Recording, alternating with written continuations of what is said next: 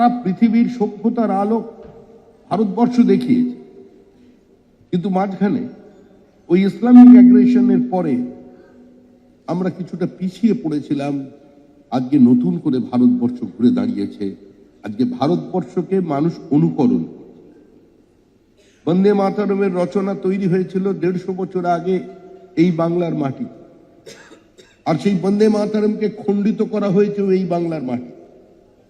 তাংহি দুর্গা দশ প্রহরণ ধারিণী, এ কথা বলতে কিছু মানুষের বুকে ব্যথা হচ্ছে। তাই এখনো পর্যন্ত বন্দে মাতরমকে নিয়ে আইন করবার পরেও সেই বিতর্ক বন্ধ হলো না।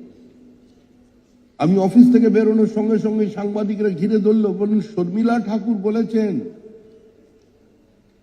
শর্মিলা ঠাকুর স্যার কি বলেছেন যে বন্দে মাতরমের 2টি স্ট্যাঞ্জার বেশি আর গাওয়া যাবে না।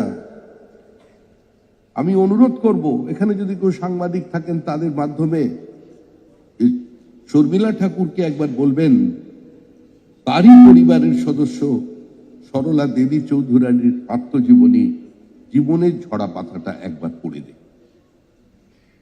আসলে একটা নির্দিষ্ট মানসিকতা। তৈমুর লং যে ভারতবর্ষের লক্ষ লক্ষ মানুষকে খুন করেছে, অজস্র গণধর্ষণ, নারী হরণ, অগ্নিসংযোগ, মন্দির ভাঙা, সেই তৈমুর লগের নামে নিজের নাতির নামকরণ যারা করতে পারে তারা তো বন্দে মাতরমকে খণ্ডিত করতে চাইবেই। এই মানসিকতার বাইরে থেকে আমাদের বেরিয়ে আসতে